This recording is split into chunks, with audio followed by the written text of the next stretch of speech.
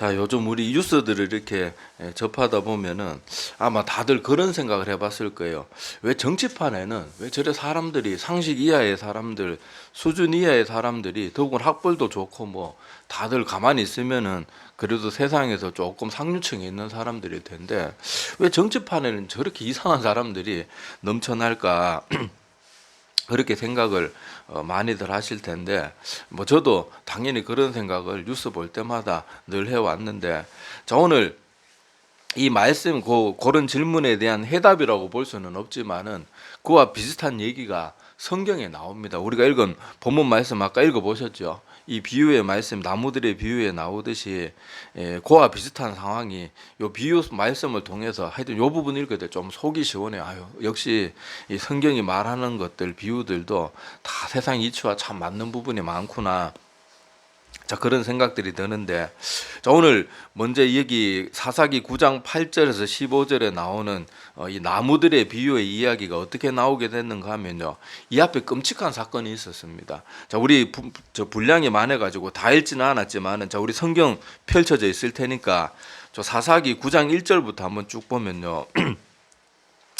여룻바알의 아들 아비멜렉이 세겜에 가서 그의 어머니 형제에게 이르러 그들과 그의 외조부의 집에 온 가족에게 말하여 이르되 청하노니 너희는 세겜의 모든 사람들의 귀에 말하라. 여룻바알의 아들 70명이 다 너희를 다스림과 한 사람이 너희를 다스림이 어느 것이 너희에게 나으냐. 또 나는 너희와 고륙임을 기억하라. 자, 요를 말을 하면서 시작을 합니다. 자, 여기 여룻바알이 누군가 하면요, 기드온입니다.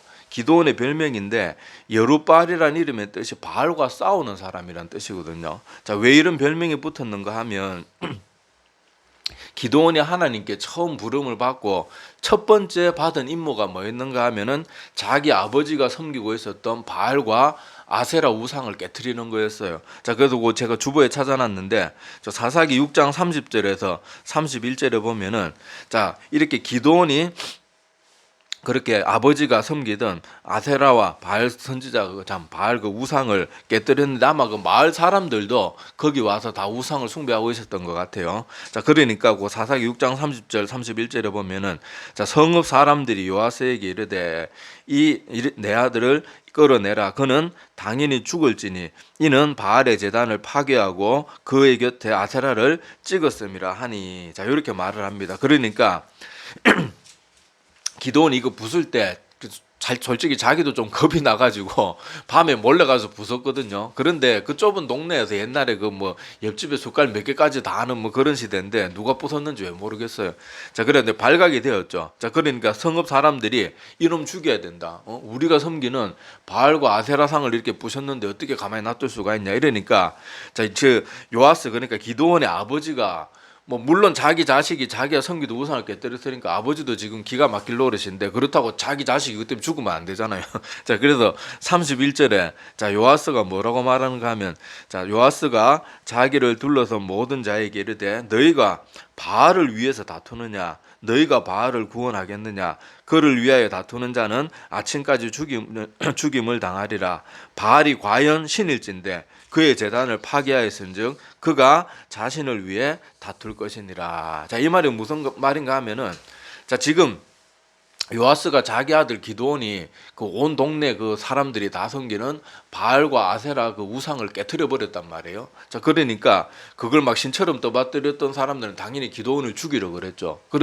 그러겠죠. 그런데 그 요아스 기드온의 아버지 요아스는 아무리 뭐 자기 자식이 잘못해도 갑자기 동네 사람들한테 이거 매 맞아 죽게 생겼으니까 어떻게 가만히 있겠어요. 그래서 생각에는 깨가 뭔가 하면은 자, 너희들이 바알을 위해서 지금 내 아들을 죽이겠다고 하는데 너희들 말대로 정말로 바알이 살아있는 신이라면 자기 우상을 깨뜨린 내 아들을 가만두겠냐. 바알이 알아서 할 테니까 살아있는 신이면 죽이든 살리든 알아서 할 테니까 니들 손으로 하려고 하지 마라. 그렇게 하여튼 위기를 벗어나게 됩니다. 그때부터 이 기드온의 별명이 여룻바알, 아까 바알과 싸우는 사람이라는 뜻을 가졌다 그랬잖아요. 자, 그래서 기드온이 저에게서는 기드온이라는 이름이 등장 안 하고 그 별명인 여룻바알이 그렇게 나와서 혹시 누군가 헷갈릴까 싶어서 잠깐 설명을 드렸습니다. 하여튼 이렇게 기드온이 사사가 돼가지고 나중에 우리 잘 뭐 유명한 이야기 있잖아요. 기드온의 300용사, 그 300용사로 이스라엘을 구원해서 뭐 여러분 뭐 사사기에 여러 사사들이 나오지만 우리가 흔히 잘 알고 있는 사사는 몇 명 안 됩니다. 뭐 우리 기드온하고 삼손 정도밖에 없는데 자, 그 중에 유명한 이 기드온이 바로 그 일을 했던 사람이에요. 그런데 이 뒤에 어떤 끔찍한 일이 일어나는가 하면요. 자, 오늘 읽은 본문 말씀에도 나오지만은 자, 누가 등장합니까? 여기 여룻바알의 아들 중에 아주 악한 아들이 그렇게 등장을 해가지고 그렇게 자기 형제들 기드온이 자식이 70명이 있었다고 그러거든요. 그런데 여기 이 악한 아들이 하나가 등장을 해가지고 이렇게 자기 혼자 그 아버지가 가졌던 권력을 차지하기 위해서 나머지 자식들을 다 죽이고 왕이 되려고 합니다. 자, 그래서 오늘 성경 다시 그 사사기 9장으로 돌아가 보면요.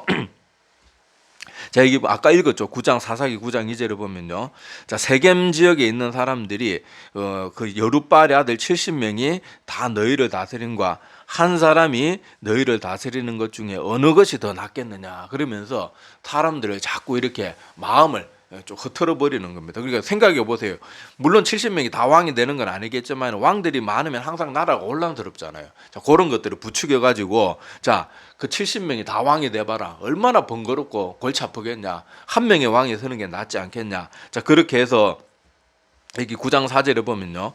바알브리 신전에서 은 70개를 내어 그에게 주매 아비멜렉이 그것으로 방탕하고 경박한 사람들을 사서 자기를 따르게 하고 오브라에 있는 그의 아버지 집으로 가서 여룻바알의 아들 곧 자기 형제 70명을 한 바위 위에서 죽였으되 다만 여룻바알의 막내 아들 요담은 스스로 숨었으므로 남았다. 자, 그렇게 말합니다. 그러니까 이 아비멜렉의 악한 아들이 자기가 왕이 되겠다고 자기 형제들을 다 죽이는 거예요. 70명 한 바위 위에서 다 잡아들여가지고 얼마나 끔찍한 일입니까? 자, 그런데 그 일에 누가 하나 살아남았대요?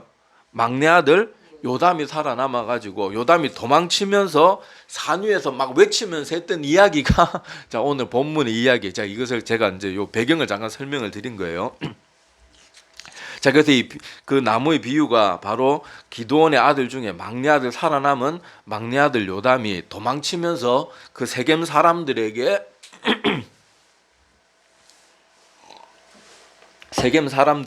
너희들이 얼마나 큰 잘못을 했는지 깨달으라고 이 비유의 나무의 비유를 통해서 그렇게 얘기를 해줬는데 자, 여기서 이 나무가 등장을 하는데 네 가지의 나무가 등장합니다. 자, 첫 번째는 감람나무. 자, 감람나무는 우리 흔히 올리브나무를 감람나무로 번역했는데 실제로 감람나무는 올리브나무하고 열매만 비슷하게 생겼지 같은 나무는 아니에요. 우리가 꼭 성경 보면요, 우리 그 성경에 빵으로 번역해야 되는 것을 우리 성경이 처음에 번역될 당시만 해도 우리나라는 빵이란 게 없었잖아요. 그래서 뭘로 번역됐어요? 떡으로. 사실 밥으로 번역한 게 더 맞는데 자, 하여튼간에 떡으로 번역된 것처럼 올리브 감람나무가 그 올리브 그 저쪽 중동 지방이나 지중해 이런 데 있는 올리브 나무를 말하는데 우리가 생각하는 그 알고 있는 감람나무와 틀린 나무입니다. 참 다른 나무입니다.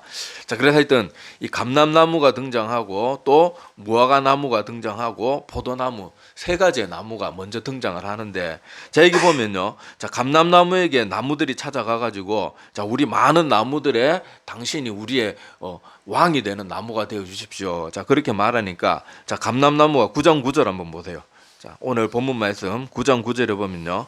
자, 이렇게 왕이 되어 달라 요청을 하니까 감람나무가 그들에게 이르되 내게 있는 나의 기름은 하나님과 사람을 영화롭게 하나니 내가 어찌 그것을 버리고 가서 나무들 위에 우쭐대리요. 그러니까 나는 하나님께서 나에게 주신 사명이 있고 자, 나의 감람나무 기름으로 올리브 기름으로 인해서 우리 뭐 요새 엑스트라 버진 뭐라고 막 그렇게 떠드는데 자, 하여튼 그 올리브 기름으로 사람과 하나님을 기쁘게 하는 그 중요한 사명이 있는데 내가 그 너희들이 왕이 돼가지고 너희들 위에 우쭐거리고 그럴 시간이 없다. 자, 그렇게 거부를 합니다. 자, 그러니까 무화과나무. 자, 그러니까 지금 감람나무, 무화과나무, 포도나무가 다 성경에 보면요. 그 이스라엘 백성들이 그 당시 살아갈 때 생활과 직결되는 다 아름다운 열매를 맺는 그런 나무들이었어요. 자, 무화과가 또 11절에 보면 무화과 나무가 그들에게 이르되 나의 단 것과 나의 아름다운 열매를 내가 어찌 버리고 가서 나무들 위에 우쭐대리요. 자, 무화과 나무도 비슷한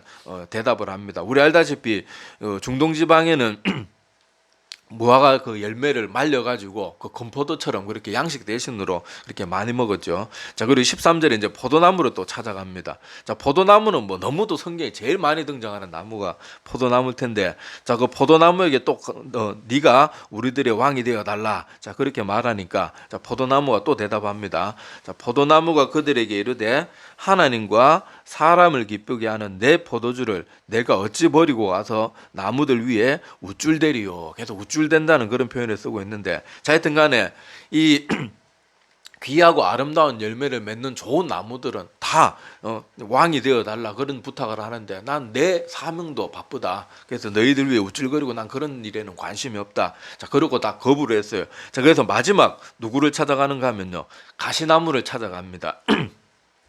자, 14절 15절 한번 보세요.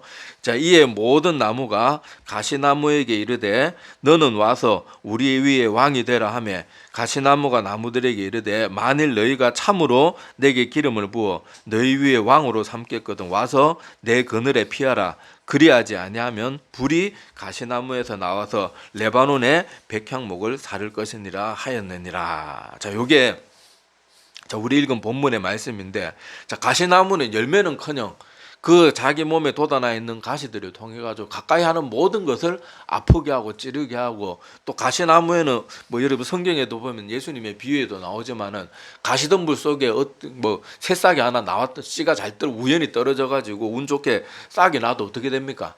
가시나무 때문에 자라나질 못하는 거예요. 뭘 남에게 해만 주는데, 보니까 오늘 말씀해 보니까 나는 왕이 되겠다고 대답하는 사람은 누구밖에 없어요? 가시나무밖에 없는 거예요. 제가 이걸 보면서 왜 정치판에는 왜 교회, 이게 여러분 세상만 그런 게 아니에요. 교회 정치판도 보면요, 교회에서 정치에 뛰어드는 사람들이 이상하게 정상적인 사람이 거의 없어요. 여러분 뉴스도 한번 옛날에 한번 보셨겠지만은 목사라는 사람이요, 자기 얘기 안 들어준다고 교회 그 회의하는데 가스총 들고, 이 뉴스 여러분 뉴스 들어본 적 있죠? 기가 막힌 곳이에요. 칼 들고 나온 사람도 있다니까요. 교회에서 총회하고 회의하는데 목사가 칼 들고 나와요. 아니, 왜 정치판이라 항상 이상한 사람들이 이렇게 넘쳐날까? 근데 오늘 본문 말씀에 보면요, 해답은 아니지만은 이런 현상이 이 성경에도 나오고 있다는 거예요. 다 아름다운 열매를 맺고 많은 사람과 하나님께 유익을 끼치고 아름다운 뭔가를 하는 사람들은요, 이렇게 자기 사명에 바빠가지고 정치에 신경 쓸 틈이 없어요. 그렇다고 뭐 정치하는 모든 사람이 다 악하다 그런 거 아니지만요, 인류 역사를 봐도 대부분은 옳은 사람이 잘 없어요. 우리나라 조선 왕조도 정말 백성을 위하고 이랬던 왕이 몇 명 됩니까? 조선 이시왕조 그 500년 동안 세종대왕이니 뭐 정조 같은 그렇게 몇 명의 왕 빼고는 다 뭐 집 앞그릇 차기 바쁘고, 선조 같은 인간은 얼마나 형편없습니까? 우리나라도 한번 보라니까요. 대통령, 우리나라 역대 대통령 중에 허먹고 뭐 감옥 안 가고 이런 대통령이 얼마나 됩니까? 다 형편없고 집 밥그릇밖에 모르고 맨날 자기 미화하는 그런 걸 내가 아직도 자기도 미화한 그 거짓 소식이 아직도 물들어가지고 형편없는 대통령을 막 우리의 위대한 대통령이라 그러는, 그렇게 믿고 있는 사람들도 많고 참. 그런데 자, 이런 것들을 보면서 우리가 기억해야 될 것이요, 제가 20년 넘게 사역하면서 참 많은 사람들을 만나봤습니다. 그리고 많은 사역자들도 만나봤어요. 그런데 희한하게도 정말로 교회에 충성스럽고 하나님 앞에 충성스러운 사람들은요, 이 정치하는 자리에 나갈 시간이 없어요. 시간이 정말로 나갈 시간이 없어요. 여러분 목회자들 같은 경우에 뭐 그래도 큰 교회 목사들은 그래도 주일 설교만 준비하면 되지만은 일반적으로 어중간한 사이즈의 교회 뭐 사역자들 한번 보세요. 일주일 내내 진짜 설교 준비만 해도요, 일주일이 어떻게 하는지 정신없이 가버립니다. 여러분 한번 생각해 보세요. 어떤 사람들은 목사들 뭐 설교하는 걸 되게 우습게 여기는 분들이 있던데, 그런 사람들한테 일주일 뭐 새벽 설교까지 다 맡길 필요도 없고 주일 설교 하나, 수요 설교 하나만 일주일 동안 2개 준비해서 설교하세요 이러다 아마 그 사람들 머리 쥐어 뜯을 겁니다 아마. 그런데 일반적으로 목회자들 보라니까요. 매일 새벽 설교해야 되죠. 주일 설교해야 되죠. 수요 설교해야 되죠. 또 교회 신방 다녀야 되죠. 경수다 다 쫓아다녀야 되죠. 원래 신방도 장로들이 하는 거고, 목사님은 정말로 심각한 분 보고하면 그때 가는 건데 요즘 교회가 어디 그렇습니까? 목사가 막 온 동네 뭐 다 뛰어다니면서 신방 다 해야 되잖아요. 부목사하고 둘이서. 자, 그렇기 때문에 정말로 하나님의 사역에 못 바치는 사람들은요, 그렇게 정치에 나가서 그럴 시간이 없어요. 옥하는 목사님도 그때 옥하는 목사님 살아계실 때 제발 이 교회를 우리 이 땅에 우리 교회를 위해서 옥 목사님이 좀 나서 주십시오. 그래서 총회에서 한 자리 해주십시오. 그러는데도 옥 목사님 그런 거 쫓아다닐 시간이 없어가지고 그렇게 안 하셨는데, 이상하게도 신실하지 못한 사람들, 이런 사람들이 꼭 그런 데 나가요. 제가 사역했던 교회 중에 정치에 완전히 그냥 막 마약처럼 빠져있는 목회자가 있는 그런 교회에서 제가 한번 사역을 한 적이 있습니다. 담임 목사님이 교회에 신경을 안 써요. 교회에 아예 관심도 없고 설교 준비도 주일날 딱 하나만 하는데 그 설교도 준비도 안 해요. 그냥 이 사람 나서 그냥 만담하고 끝나는 거예요. 그냥. 나머지 모든 설교는 그냥 부교육자한테 다 던져놓고 교회가 어떻게 돌아가든 교회 잘 나타나지도 않고 일주일 내내 하는 일이 뭔가 하면요, 그 같은 그 정치한다는 목사들하고 전국 팔도로 돌아다니면서 맛있는 거 먹으러 다니고요.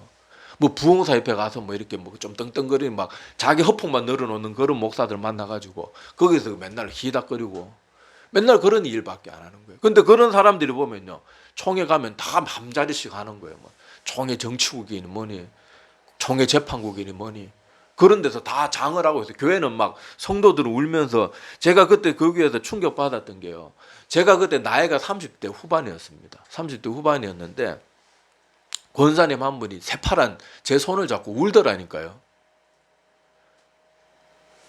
아유, 강도사님, 제가 그때 강도사한테, 강도사님, 제가 이 교회에 계속 남아 있어야 될지 어째야 될지는 모르겠습니다. 목사님은 여기에 관심도 없고 성도들, 그 신실했던 성도들은 다 떠나고 이제 겨우 몇십 명 남았는데 저도 설교 들을 때마다 이 교회에 있고 싶지도 않고 어떻게 해야 될지 모르겠다고 그렇게 울면서 막 나이 많은 권사님이 새파란 제 앞에서 이렇게 울더라니까요. 이 얼마나 기가 막힐 노릇입니까? 근데 희한하게도 보면요, 아까도 말씀드린 것처럼 신실한 사람들은 감람나무, 무화과나무, 포도나무처럼 내가 가진 사명, 하나님께서 주신 사명으로 하나님과 사람을 영화롭게 하고 아름답게 해야 되는데 내가 이 귀한 사명을 놓고 어디 가겠냐, 그렇게 말을 하는데, 가시나무 주변에 오는 모든 것들을 막 가시로 찌르고 아프게 하고 심지어 자기 주변에 그 어떤 것도 못 자라나게 하고 자기 혼자 그렇게 무성하게 막 덤불로 자라는 이 가시나무는 뭐라고 말해요? 그래, 좋다, 너희들이 올바로 나를 찾아왔다, 막 그렇게 말하면서 뭐에 피하래요? 내 그늘에 피하라 그러는데, 가시나무가 무슨 그늘이 있고, 설령 그늘을 찌게 하려면 가시덤불이 자기 위에 얹혀야 되는데 그 밑에 있는 사람들도 어떻게 되겠어요? 다 가시에 찔려서 죽어 나가는 거예요. 우리나라도 보면 특히 우리 교회의 극우주의에 빠져 있는 사람들이 많은데, 그 사람들이 이런 우리나라의 극우주의가 득세하기 전에는요, 다 교회에서 신앙생활 잘하던 사람들이었는데 거기 한번 빠지고 나면요, 사람들이 과격해져요. 못돼져요. 막 눈빛이 달라지고 말투가 달라지고. 자, 저번에도 예를 들었던 그 목사님, 그 성도 교회 와서 자꾸 서명운동 그런 거 하지 말라고 그렇게 한마디 했더니 막 목사님한테 막 그렇게 톡 쏘아붙이면서 교회 떠나버리고. 원래 그분들이 그런 분이 아니었거든요. 저도 그분을 아는데 그분이 그렇게 교회에 충성스럽고 맡겨주신 일들 잘 감당하고 그렇게 신실하고, 겉으로 보기엔 신실한 분이었어요. 그런데 그는 잘못된 사상에 빠지니까요, 목사 말도 성경의 가르침도 다 소용없는 거예요. 가시덤불 이런 악한 거 밑에 있으면요, 그 사람도 막 찔리고 이러면서 그 사람도 독해지고 결국에는 그 사람도 망가져 가는 거예요. 그러니까 우리도 이런 것에 빠지지 않도록 정말로 조심을 해야 되고, 그리고 그런 사람들에게 이렇게 악한 정치인들이라든지 교회 정치하는 목사라든지 뭐 그 외에도 여러 악한 사람들한테 자꾸 끌려가는 사람들, 어떻게 보면요, 그 사람들 마음 가운데도 그런 생각이 있으니까 그런 거예요. 그러니까 우리가 정말로 정신 차리고 조심을 해야 됩니다. 물론 그렇게 잘못 알고 그렇게 끌려갔던 사람 중에 올바른 사람들은 회개하고 돌이킬 수도 있겠지만은, 그런 마음이 계속 끌리는 사람은 자기 마음에도 그런 악한 무엇인가가 자리 잡고 있기 때문에 그런 사람들한테 끌리는 거거든요. 그러니까 대부분은 돌이키지 못하고 점점 더 그런 사람들하고 동화되면서 함께 멸망의 길로 갑니다. 그래서 여기 보니까 나무 거래를 피하라, 그렇지 않으면은 불이 나와서 불사르리라, 뭐 이렇게 무시무시한 말을 가시나무가 하는데, 우리도 애초에 그런 잘못된 것들에 끌려다니지 않도록 깨어 있어야 됩니다. 정말로 깨어 있어야 돼요. 자, 여러분, 성경에 보면요, 이 열왕기하고 역대하가 왕들에 대한 이야기잖아요. 그런데 구약 성경의 분량으로 보면은 제법 많은 양이 할애가 돼 있어요. 근데 왜 그걸 많은 성경에 많은 양을 할애해가지고 왜 이날 이때까지 우리에게 그 말씀이 전해지도록 하나님께서 섭리하셨을까? 그만큼 지도자가 가진 그 위치가 중요한 거예요. 열왕기에도 보면요, 옳은 왕이 세워지면 어떻습니까? 초대 임금, 다 이스라엘의 초대 임금이었던 사울 왕이 그렇게 권력욕에 사로잡혀가지고 점점 더 타락해 가잖아요. 그래서 나라가 결국 블레사산한테 침략당해가지고 그 신실했던 아들 요나단까지 개죽음을 당하게 만들고 나라가 엉망이 되었을 때 누가 왕이 됩니까? 다윗이 왕이 되어가지고 어떻게 해요? 그 블레셋 그렇게 이민족에 침략당해서 나라의 왕까지 다 그렇게 잡혀 죽이고 왕족들까지 다 죽은 그 나라를 다윗이 다시 이렇게 세우잖아요. 그리고 어떻게 됐습니까? 다윗이 왕이 되고 나서는 오히려 자기들 침략했던 그 나라들로부터 조공을 받게 되는 그런 아주 위대한 나라를 만드는 거예요. 근데 그 뒤에 또 솔로몬 왕이 일어나고 처음에는 잘했는데 우상숭배에 빠지고 이러니까 또 나라가 어떻게 됩니까? 딱 두 쪽 우리나라 남북 분단되듯이 이렇게 나눠지고 그 이후의 왕들이 대부분은 다 우상숭배에 빠져가지고 나라가 계속 초토화가 되죠. 자, 그러다가 나라가 엉망진창이 되는데 위대한 왕들이 이렇게 한 번씩 일어나긴 일어났는데 그래도 역부족이었어요. 히스기야 왕도 일어나고 했는데 제가 좋아하는 왕은 요시야 왕입니다. 자, 요시야 왕이 또 일어났을 때는요, 나라가 엉망이 되어가지고 막 정말로 약소국으로 전락을 해버렸어요. 그런데 요시야 왕이 잠시나마 회개 운동을 하고 그렇게 다시 나라가 영적으로 잠시 부흥되는데 일조를 하죠. 자, 그래서 성경에 보면요, 제가 그 열왕기 왕들 중에 요시야 왕 제일 좋아한다고 저번에도 말씀드렸는데 요시야 왕 때 얼마나 아름다운 일이 있었는가 하면요, 나라가 이렇게 우상 숭배에 빠져 있고 엉망진창이 되었는데 이 성경에 기록된 유월절을 지킨 그 날들 중에 요시야 왕 때 가장 아름답게 지켰다고 성경의 기록으로 나와 있습니다. 제가 주보를 찾아놨는데 자, 역대하 35장 16절에서 19절인데, 자, 우리 한 절씩 우리 한번 같이 읽어보겠습니다. 자, 제가 먼저 읽을게요. 자, 이와 같이 당일에 여호와를 섬긴 일이 다 준비되매 요시야 왕의 명령대로 유월절을 지킴에 번제를 여호와의 제단에 드렸으며 모인 이스라엘 자손이 유월절을 지키고 이어서 유월절을 10일 동안 지켰으니 선지자 사무엘의 이후로 이스라엘 가운데서 유월절을 이같이 지키지 못하였고 이스라엘 모든 왕들도 요시야가 제사장들과 레위 사람들과 모인 온 유다와 이스라엘 무리와 예루살렘 주민과 함께 지킨 것처럼은 유월절을 지키지 못하였더라. 요시야가 왕이 있은지 18번째 해에 이 유월절을 지켰더라. 아멘. 자, 이렇게 선한 왕이 세워지니까요, 온 나라가 우상 숭배에 만연했던 그 나라가 그 당시 그 나라가 이제 곧 이제 요시야 왕 이후로 나라가 이제 완전히 박살이 나버리잖아요. 자, 그런데 이 요시야 왕이 그렇게 나이 8세에 즉위해 가지고요, 성경 기록을 보면 한평생 하나님을 향해서 좌로나 우로나 치우침이 없었다고 정말 아름다운 그런 표현으로 요시야 왕에 대해서 묘사하고 있는데, 이 요시야 왕 때 보니까요, 성경의 기록에 보면 이스라엘 모든 왕들, 솔로몬과 다윗 왕 같이 그렇게 위대한 왕들도 있었는데 이스라엘 모든 왕들조차도 요시야가 지켰던 그 유월절만큼 아름답게 지킨 적이 없대요. 자, 그리고 여기 보니까 그때 나라가 쪼개져 있는데 보니까요, 온 유다와 이스라엘 무리, 그러니까 쪼개진 그 나라에 그 북쪽 지방의 사람들까지 와서 이월절을 그렇게 아름답게 지켰다는 거예요. 자, 이런 것들을 보면요, 이 한 나라의 지도자가 올바르게 세워지는 게 얼마나 중요한지 여기서 알 수가 있는 거예요. 자, 그래서 우리나라는 지금 대통령을 누구 손으로 뽑습니까? 우리 국민의 손으로 뽑잖아요. 물론 뭐 엄밀하게 따지면은 그 윤석열 저런 대통령이 세워진 것도 하나님께서 이 나라 정신 차리라고 그럴 수도 있고, 뭐 하여튼 다 뜻은 알 수 없지만 하나님의 섭리라는 거 분명히 있죠. 물론 모든 우리가 무슨 투표를 해서 누가 뽑혀지더라도 하나님의 섭리인데, 자, 우리가 그런 하나님의 섭리는 우리가 다 알 수가 없으니까 이 나라에 이제 곧 이제 윤석열은 이렇게 구속됐고 이제 이 나라에 조기 대선이 치러지는 건요, 여당도 이미 각오하고 있어요. 이건 너무나 확실하게 드러난 죄명들이 있기 때문에 이건 피할 수가 없거든요. 그러니까 여당도 지금 다 준비는 하고 있잖아요. 자, 그렇게 조기 대선이 분명히 치러지게 될 텐데 여러분, 제발 여러분들은 이제는 이제는 이 나라 이렇게 지금 계속 그 양쪽이 여당 야당 싸우고 있는 거, 뭐 진보하고 보수하고 맨날 싸우고 있는 거 보잖아요. 이제는 제발 여러분들이 우리만이라도 제발 뭐 이렇게 사람 뭐 나는 이 당 뽑아야 돼 이런 식으로 뽑지 말라고요. 우리 한 명부터 아이고 나 하나 변한다고 달라질 게 있나 이렇게 생각해서는 안 돼요.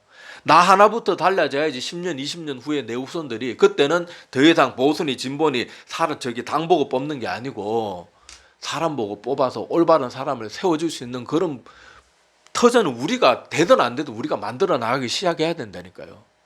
지금도 양쪽 후보 뭐 이렇게 세우는데 양쪽 후보 중에 뭐 솔직히 뭐 잘난 사람 누가 있습니까? 지금 누가 돼도 다 형편없지. 맨날 싸우고 뭐 상대방 죽이겠다 막 한 번 내가 대통령 되면 아예 그냥 뭐 보수 쪽에서는 이제 진보들 이제 가만 안 두겠다 이런 놈들밖에 없고 또 진보도 내가 대통령 되면 보수 저것 때 내가 가만히 두 전부 그런 놈들밖에 없잖아요. 그러니까 여러분들이 지금 뭐 내가 표를 행사하고 당장 뭐가 변하지 않다 이런 생각은 다 버리시고 이제라도 나 하나만이라도 나 한 명만이라도 올바른 사람 정말 국민을 위하고 백성을 위하고 자기 사리사욕이나 심지어 자기 당이 속해 있는 당이라도 옳은 거 안 할 때는 옳지 않다고 말할 줄 아는 그런 사람을 세워줘야 됩니다. 누가 그 나라의 지도자가 되느냐에 따라서요. 제가 지금 살아오고 특히 지금 이 시대 우리나라에 일어나는 많은 일들을 제가 사역하면서도 많이 느꼈지만은요. 정말 이 상식적인 사고를 아는 사람을 만나는 게 생각보다 어렵더라고요. 저는 어렸을 때는 그렇게 생각했어요. 대부분의 사람들이 그래도 한 8, 90%는 정상적인 사고를 가지고 상식이 통할 줄 알고 살았어요. 어렸을 때는. 제가 근데 사역하면서 수많은 사람들을 만나보니까요. 상식적인 말을 하는데 안 통하는 사람이 훨씬 더 많더라니까요. 제가 이때까지 상식적인 말을 해가지고 대화가 되는 사람은요. 몇 명 못 봤어요. 사역자들 중에서도 몇 명 못 봤어요. 와 정말로 답답해요. 어떤 사건이 일어났을 때 그 사건을 보고 있는 그대로 말할 줄 아는 사람이 없어요. 다 자기가 속한 어떤 그런 사상에서 잡혀가지고요. 막 맞는 걸 아니다 그러고 아닌 걸 맞다 그러고요. 아무리 우리 편이라도 아닌 건 아닌데 아닌 건 맞다 그러고. 그러니까 이 나라의 지도자가 잘못된 지도자가 세워지면요. 대부분의 무지몽매한 사람들을 끌어가는 거예요. 아니 독일을 보라니까요. 독일 사람들이 얼마나 똑똑합니까? 얼마나 부지런해요. 여러분 독일이 저렇게 2차 대전 때 패망을 하고도 왜 미국이나 유럽이 왜 독일을 왜 살려놨는지 아세요? 똑똑한 인재들이 너무 많으니까. 그런데도 보라니까요. 똑똑하다고 사람이 상식적인 게 아니에요. 똑똑하다고 올바른 판단을 내리는 게 아니라니까요. 그 똑똑한 사람들이 누구 지지했습니까? 히틀러 지지하고 심지어 히틀러를 지지하는데 가장 앞장서서 그렇게 온 독일 사회를 물들였던 자들이 누군가 하면요. 목회자들이라니까요. 아무것도 모르고 제대로 배우지 못한 많은 일반 백성들을 히틀러야말로 독일에 내려준 메시아와 같은 존재다. 그렇게 선동해가지고 성도들 중에는 올바른 생각을 가지고 있는 보네퍼 같은 목사님도 있지만은요. 대부분의 사람들이나 성도들은요. 그저 목사가 말하면 아무 생각 없어요. 성경 말씀에 비추어 생각도 안 해봐요. 그러니까 정광 같은 사람도 쫓아다니죠. 그렇게 신성 모독하는 말을 하고 얼마 전에는 그렇게 분신하는 사람도 나타났잖아요.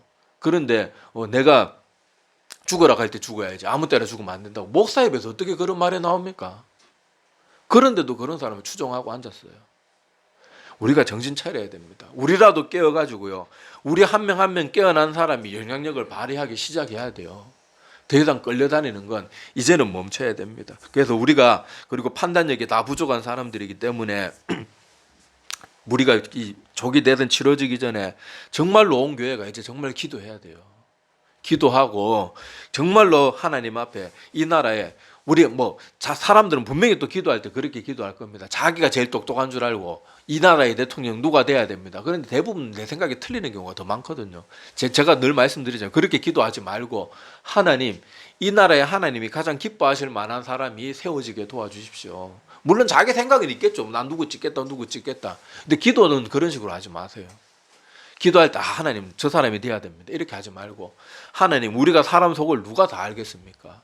그런데 정말로 이 나라를 위할 수 있는 사람, 그리고 이 나라의 기독교 역사가 다시 부흥되게 할 수 있는 그런 정책을 할 수 있는 사람, 하나님의 그런 말을 뭐 믿는 사람이든 안 믿는 사람이든 하나님의 손아귀에서 그렇게 이 나라를 올바르게 다스려 나갈 수 있는 그런 대통령이 세워지게 해주십시오. 링컨과 같이 이 우리나라 청와대를 기도하는 집으로 만들 수 있는 그런 대통령이 세워지게 해주십시오. 기도해. 제발 여러분 생각으로 기도하지 마세요. 진보는 분명히 이재명 되게 해주십시오. 뭐 보수는 또 한동훈 되게 해주십시오. 뭐 분명히 그렇게 기도할 그런 식으로 기도 제발 하지 마세요. 제가 볼 때는요, 이재명에도 한동훈에도 대통령 가만히에요. 그런 사람들. 물론 뭐 저도 이렇게 말하는 게 뭐 틀릴 수도 있지만은 제발 정신 차리고 기도할 때는 하나님이 원하시는 사람이 세워지게 도와주십시오. 이렇게 기도해가지고 이 나라가 더 이상 이제는 좀 정말 지긋지긋하잖아요.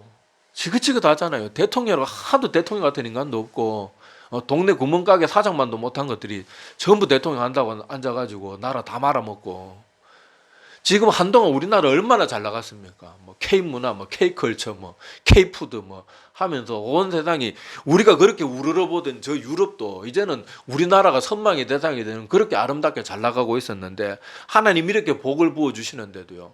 우리가 자꾸 진보 보수 이 싸움에 빠지고 자기는 별로 아는 것도 없으면서 맨날 거짓 뉴스 이런 거 선동하는 뉴스 보고는 엉뚱한 사람 뽑아가지고 나라가 이 모양이 되도록 만들고 지금 환율 올라가는 거 보세요. 환율이 올라가는 건 곧 뭔가 하면 이 나라의 브랜드 가치가 팍팍 떨어지고 있단 말이에요. 우리가 꼭 정신 차리고 이 나라를 위해서 깨어 기도하고 특히 정치하는 자들이 올바른 자들이 세워질 수 있도록 그리고 지금 저렇게 나라가 이 모양이 되어도 자기들 세력 싸움만 하고 있는 저 사람들도 제발 정신 차리고 회개할 수 있도록 저 사람들도 다 하나님 어떤 방법으로든 하나님 믿는 백성들이 되어가지고 자기들이 얼마나 큰 죄를 저지르고 있는지 깨닫는 사람이 되도록 좀 저 사람은 불쌍한 어떻게 보면 정말로 불쌍한 사람들이에요. 후대에 저들을 뭐라 그러겠습니까? 정말로 불쌍한 사람들이거든요. 그들 위해서도 기도해 주시고 말씀을 마치면서 정말로 하나님께서 이 나라를 다시금 일으켜 주셔가지고 이제는 미신이 판치는 뭐 정치인들 보면 전부 미신에 빠지. 이게 여러분 요번에 이 대통령이 세워져가지고 그런 게 아니에요. 무당들 얘기 들어보면요, 정치인들이나 돈 많은 사람들이 맨날 돈보자기 싸들고 가가지고요. 맨날 전 보고 내가 누구와 같이 일해야 되나, 내가 누구를 뭐 내 밑에 세워야 되나, 맨날 그런 거 전 보고 이제 이런 미신적인 것도 우리나라에서 싹 사라지고 정치판도 한번 완전히 물갈이 되는 그런 날이 될 수 있도록 이 나라를 위해서도 기도 많이 해서 다시금 이 한국이 정말로 선한 영향력을 온 세계에 미치고 또 특히 우리 한국에는 정말 아름다운 전통이 있잖아요. 새벽마다 기도하는 이런 아름다운 것들이 온 세상에 이 나라를 통해서 퍼져나갈 수 있도록 하나님께서 다시 한 번만 이 나라를 굽어 살펴주실 수 있도록 이렇게 기도하는 우리들이 되기를 바랍니다. 기도드리겠습니다.